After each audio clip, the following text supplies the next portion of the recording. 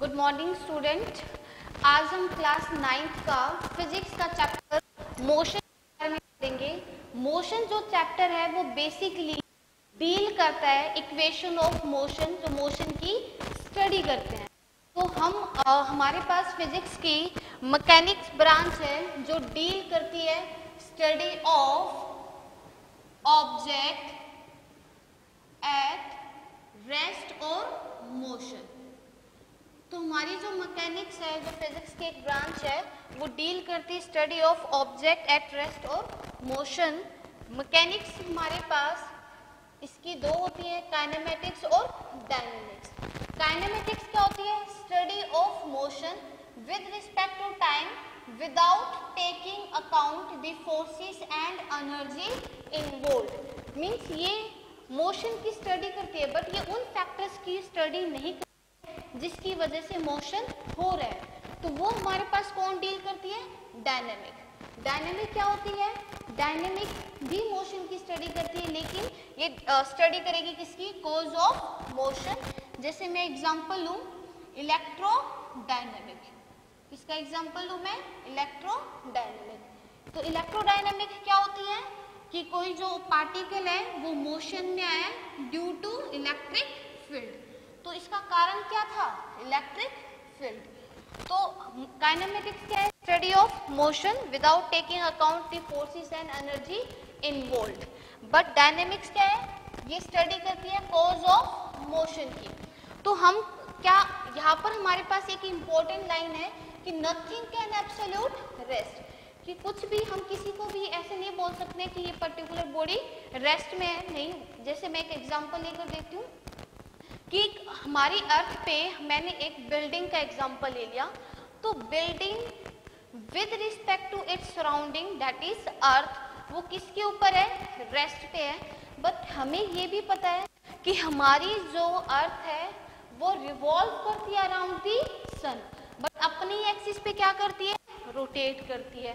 That means उसके अर्थ के ऊपर जितने भी ऑब्जेक्ट हैं वो सब के सब क्या करते हैं? मूव करते हैं। तो मैं इस तरीके से कह सकती हूँ कि वो जो बिल्डिंग है विद रिस्पेक्ट टू दी अर्थ वो क्या है? रेस्ट में है। बट अगर मैं अर्थ से बाहर कोई अदर रेफरेंस लूँ, मान लो सन रेफरेंस ले लिया, प्लैनेट रेफरेंस ले लिया, तो हम वहां से कि हमारी जो बिल्डिंग है वो किस में है? मोशन में है। दैट इज वाई मैं क्या कह सकती हूँ? Nothing can absolute rest. एक और चीज कि हमारी जो रेस्ट एंड मोशन है दे आर रिलेटेड टर्म्स। ये क्या है? रिलेटेड टर्म्स है। ठीक है, इसका मैं एग्जांपल ले रही हूँ आपको। किस तरीके से हम इसको कर सकते हैं कि हमारे पास एक ट्रेन है जो मूव कर रही है। हमारे पास क्या? एक ट्रेन हमारे पास मूव कर रही है।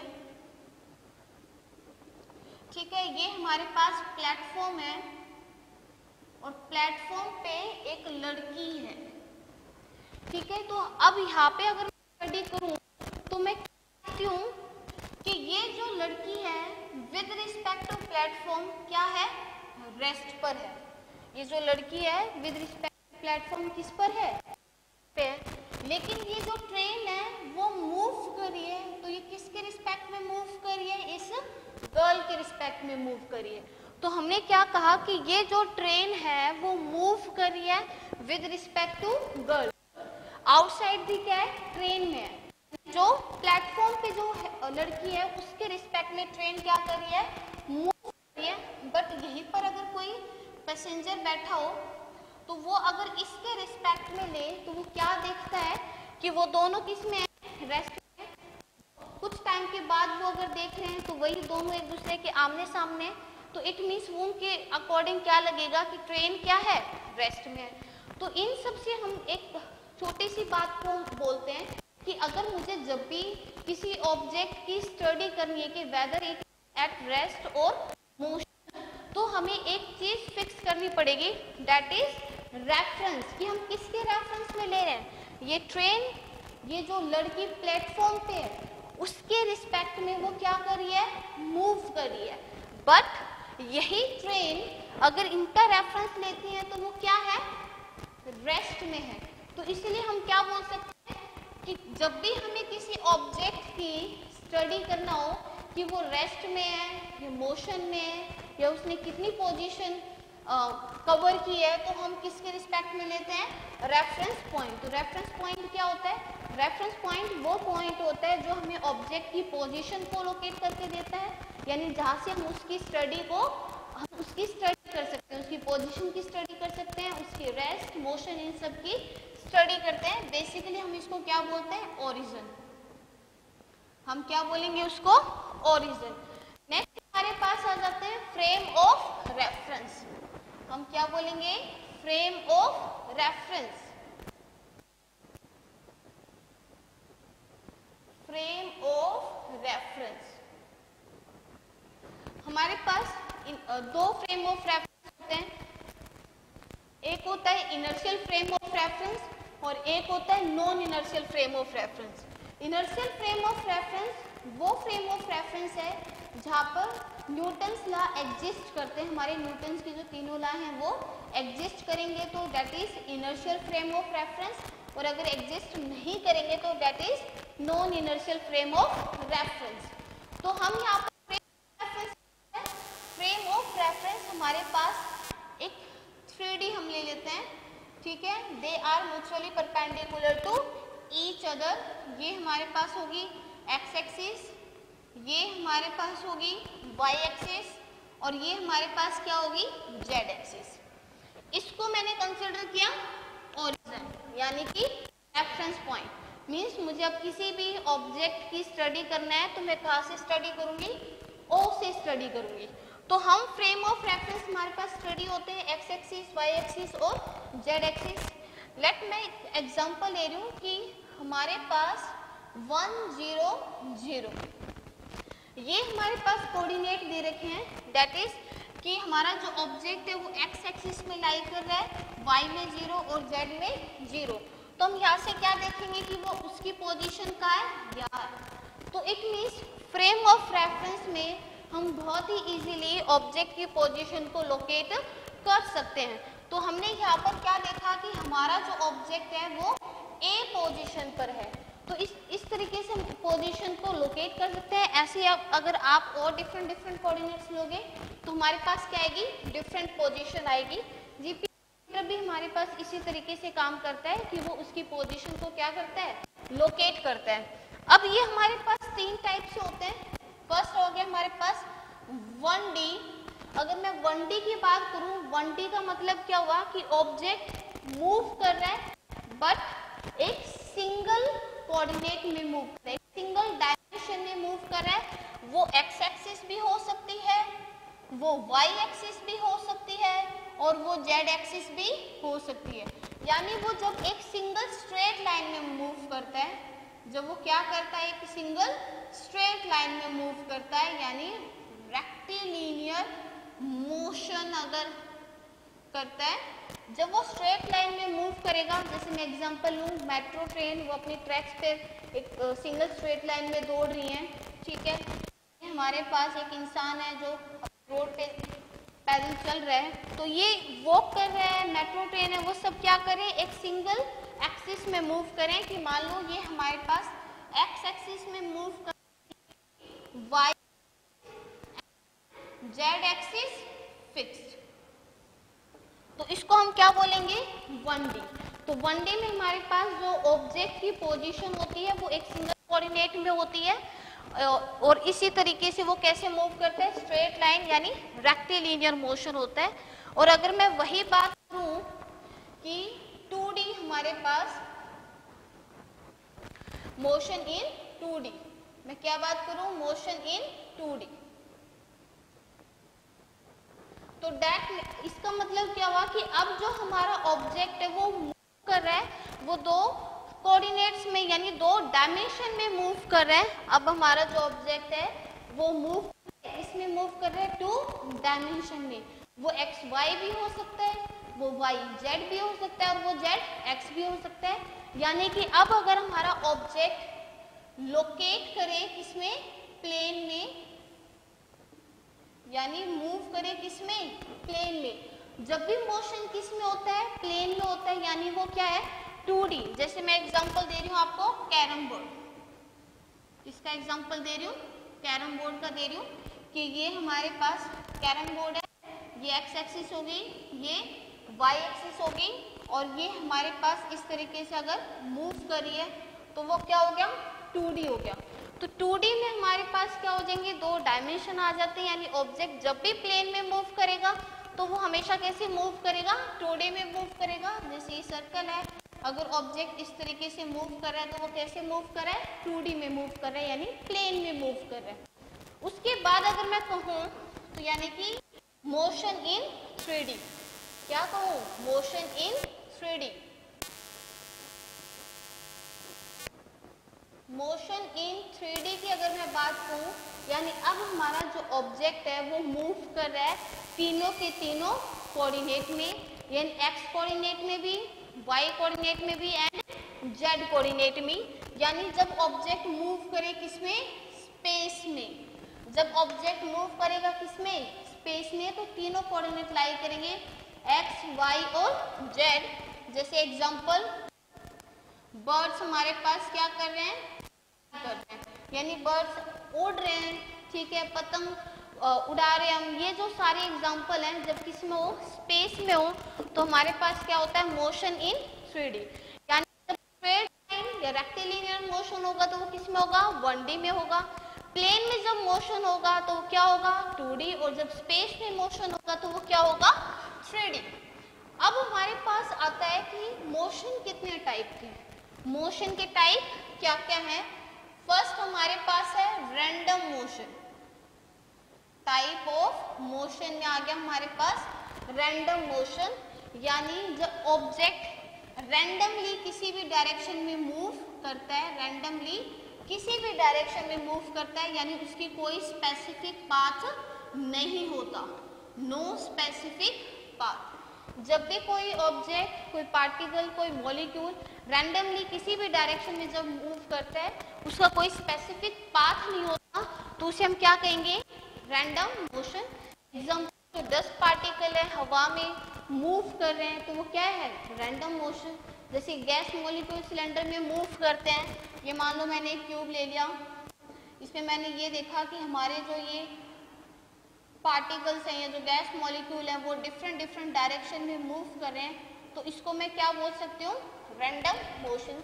जब वो किसी भी डायरेक्शन में मूव करते हैं, उनकी कोई स्पेसिफिक डायरेक्शन नहीं होती है, तो उसको हमने क्या बोला, रैंडम मोशन।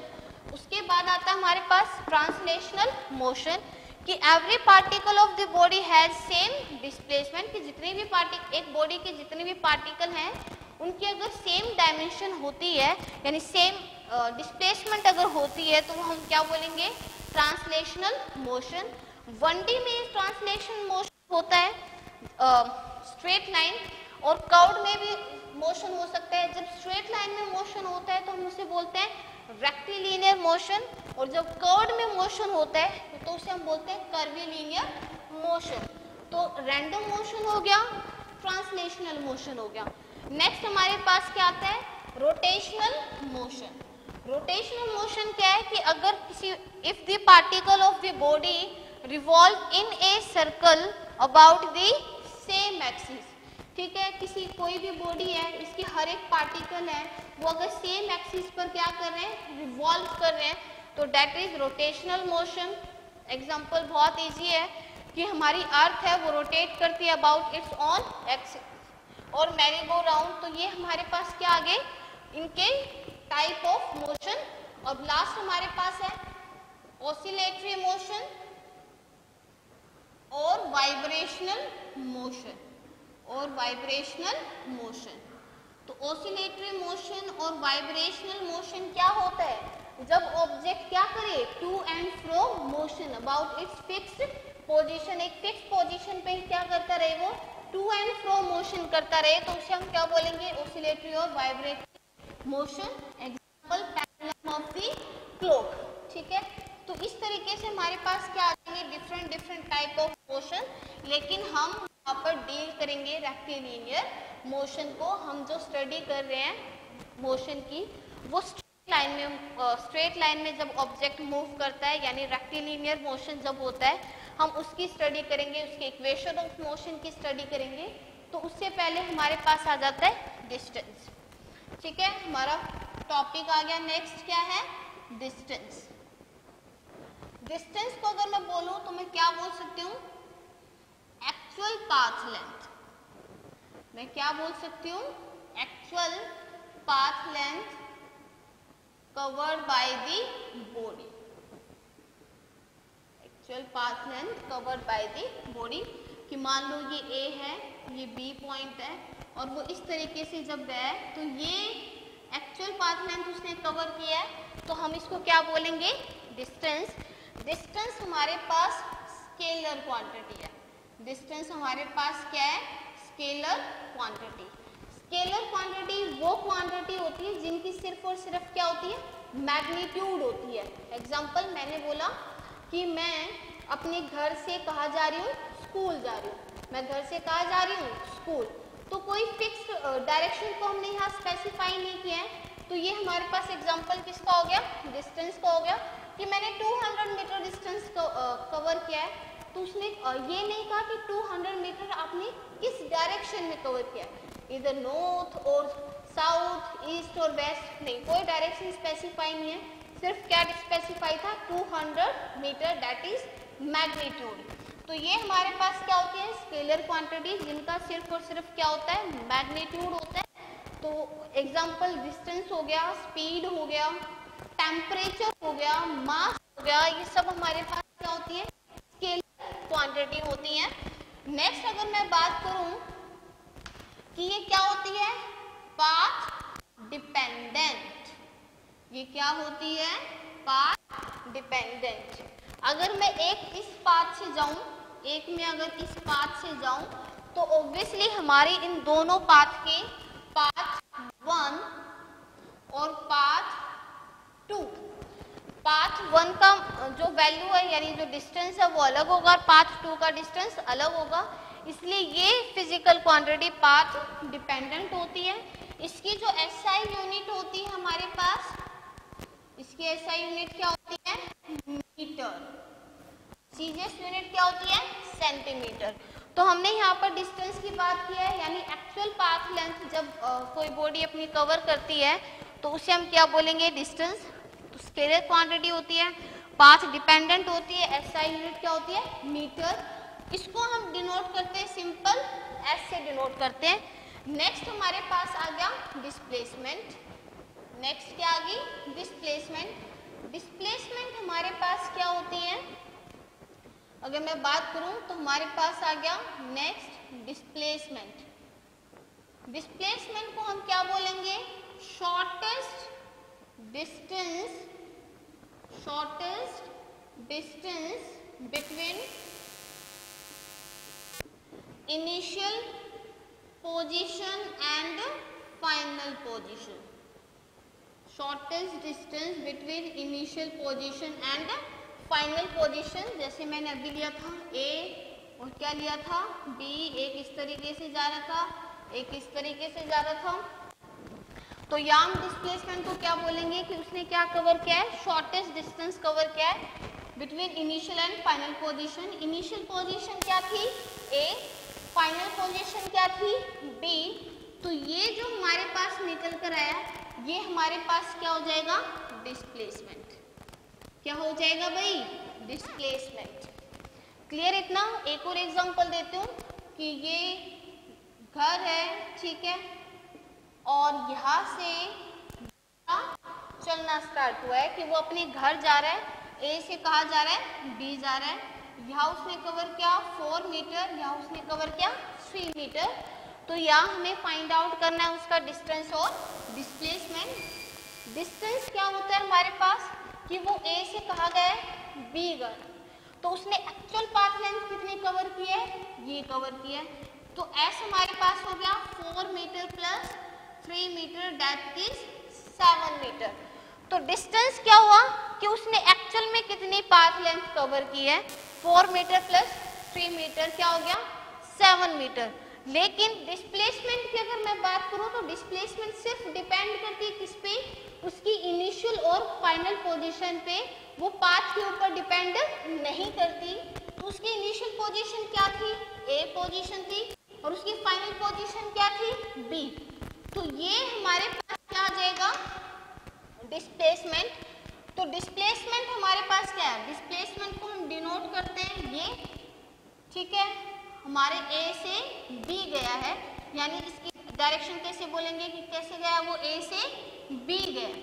तो यूजिंग पाइथागोरस थ्योरम हम यहाँ करेंगे 4 का स्क्वायर प्लस 3 का स्क्वायर दैट इज 5 मीटर, यानी हमारा जो डिस्प्लेसमेंट निकल कर आया वो क्या निकल कर आया, 5 मीटर। तो हम बोल सकते हैं displacement is shortest distance between initial position and final position. और नेक्स्ट हम बोल सकते हैं कि ये हमारे पास क्या है, वेक्टर क्वांटिटी है। ये हमारे पास क्या है, एक वेक्टर क्वांटिटी। वेक्टर क्वांटिटी क्या होती है, जिसकी मैग्नीट्यूड भी होती है और साथ में क्या होती है, डायरेक्शन।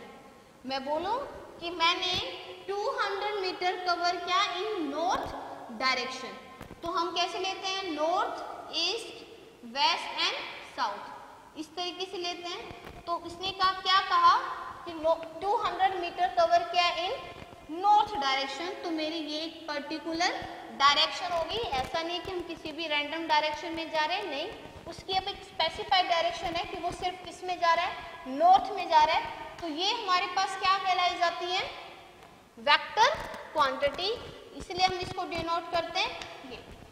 अब हमारे पास नेक्स्ट क्या आ जाएगा इसका, कि इसकी एसआई यूनिट क्या है, ऑब्वियसली मीटर है, सीजीएस यूनिट क्या है, सेंटीमीटर है। अगर मैं कह रही हूँ कि वेक्टर क्वांटिटी है, यानी डिस्प्लेसमेंट एक वेक्टर क्वांटिटी है, उसकी मैग्नीट्यूड भी है और उसकी डायरेक्शन भी है, तो हम उसकी डायरेक्शन कैसे लेंगे, हमेशा हम उसकी डायरेक्शन लेंगे away from initial position, away from initial position and towards the final position, towards the final position. तो इफ मैं लिख रही हूँ ए बी, तो दैट मीन्स ऑब्जेक्ट फ्रॉम ए से कहा जा रहा है बी की तरफ जा रहा है, यानी away from A and towards the B, A से कहा जा रहा है बी। बट अगर मैं लिख रही हूँ बी ए, तो ये दोनों सेम नहीं होंगे, इनकी डायरेक्शन क्या होगी, अलग होगी, क्योंकि अब ऑब्जेक्ट कहा जा रहा है बी से ए जा रहा है। तो इस तरीके से हम उसकी डायरेक्शन को स्पेसिफाई कर सकते हैं कि जो ऑब्जेक्ट है वो हमेशा away from the initial position होता है and towards the final position होता है। नेक्स्ट हमारे पास है एक बहुत ही इंपॉर्टेंट इक्वेशन कि डिस्टेंस इज ऑलवेज ग्रेटर और इक्वल टू डिस्प्लेसमेंट, कि डिस्टेंस हमेशा डिस्प्लेसमेंट से बड़ा होगा या इक्वल होगा। इक्वल कब होगा, जब ऑब्जेक्ट मूव करेगा, जब ऑब्जेक्ट मूव करेगा इन स्ट्रेट लाइन, जब ऑब्जेक्ट इसमें मूव करेगा, स्ट्रेट लाइन में मूव करेगा, तो उस केस में डिस्टेंस और डिस्प्लेसमेंट दोनों इक्वल हो जाएंगे। Otherwise magnitude of displacement is always greater than displacement. एक सिंगल स्ट्रेट लाइन के केस में दे आर इक्वल। अब नेक्स्ट हमारे पास, हम इसको सिंपली इस टर्म्स में भी लिख सकते हैं, बहुत जगह आपको ऐसे लिखा हुआ मिलेगा, एक ही बात है, ठीक है। नेक्स्ट हमारे पास डिस्टेंस हो गया, डिस्प्लेसमेंट हो गया। और नाउ मैं इन दोनों को, इनके दोनों के बीच में डिफरेंस निकालती हूँ। यहाँ मैंने लिखा डिस्टेंस और यहाँ हम लिख रहे हैं डिस्प्लेसमेंट। डिस्टेंस क्या था हमारे पास, total path length covered by the body, by the body में उसने जितनी भी पाथ लेंथ कवर की है वो उसकी क्या होगी, डिस्टेंस होगी। और डिस्प्लेसमेंट को क्या लिखेंगे, shortest distance between initial position and final position. ये किस पर डिपेंड करता है भाई, सिर्फ और सिर्फ उसकी इनिशियल और फाइनल पोजीशन पे डिपेंड करता है। मान लो कोई बच्चा है वो दिल्ली टू मुंबई गया है, तो वो दिल्ली टू मुंबई सिर्फ उसकी पोजीशन पे डिपेंड करेगा, वो उसके ऊपर डिपेंड नहीं करता है कि वो बाय एयर गए, बाय ट्रेन गए, बाय कार गए, उससे उसके कोई फर्क नहीं पड़ता, वो सिर्फ उसकी इनिशियल और फाइनल पोजीशन पर डिपेंड करता है। तो इट मीन्स मैं डिस्प्लेसमेंट को क्या कह सकती हूँ, it is path independent. Next हमारे पास है, दोनों की एसआई यूनिट मीटर होती है, इसमें तो कोई डिफरेंस नहीं है, लेकिन नेक्स्ट हमारे पास क्या है, for a close loop, for a close loop distance हमेशा क्या होता है, नॉन जीरो। एक एग्जांपल लेती हूँ कि मैंने एक बच्चा है, उसने ए पोजीशन से स्टार्ट किया और देन उसने पूरा एक रिवोल्यूशन लिया और देन कहाँ पहुंच गया, वापस ए पोजीशन पर ही पहुंच गया। तो उसकी अगर मैं डिस्टेंस निकालूं तो वो डिस्टेंस किसके इक्वल निकल कर आएगी, सरकमफ्रेंस के इक्वल निकल कर आएगी, दैट इज 2 पाई आर। तो ये वैल्यू क्या होगी, नॉन जीरो। ठीक है, इट मीन्स अगर क्लोज लूप में अगर मैं बात करती हूँ तो उसने जितनी पाथ लेंथ कवर किया है यानी सरकमफ्रेंस, वही इसकी वैल्यू होगी यानी नॉन जीरो। लेकिन डिस्प्लेसमेंट में अगर मैं बात करूं तो डिस्प्लेसमेंट के केस में अगर उसने ए से स्टार्ट किया है और वो पूरा कवर करके वापस ए पहुंच गया तो क्या होगा, इनिशियल पोजीशन भी क्या थी ए, फाइनल पोजीशन भी क्या थी ए, तो शॉर्टेस्ट डिस्टेंस क्या हुआ, जीरो। तो इसलिए इसकी वैल्यू क्या आ जाएगी, जीरो। तो फॉर ए क्लोज लूप या क्लोज कर्व उसकी वैल्यू क्या होती है, जीरो, इसकी वैल्यू क्या होती है, नॉन जीरो।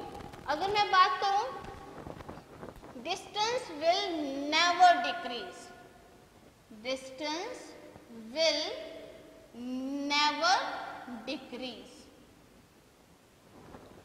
डिस्प्लेसमेंट डिक्रीज कर सकते हैं। एग्जांपल ले रही हूं मैं कि अगर कोई ऑब्जेक्ट है उसने ए से बी कवर किया है 7 मीटर, उसके बाद वो बी से वापस कहाँ पर आ गया, सी पे, उसने कवर किया 2 मीटर।